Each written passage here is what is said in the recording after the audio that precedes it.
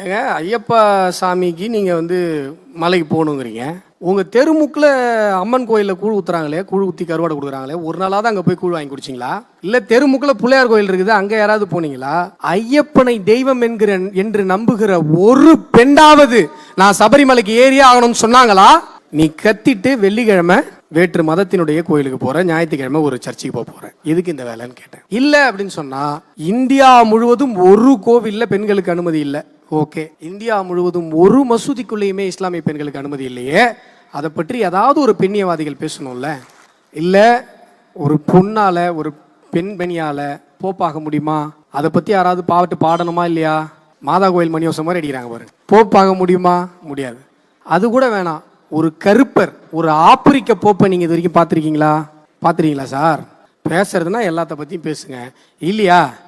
உங்க வேலையை மட்டும் பாருங்க. மதவாத அரசியல் பண்ண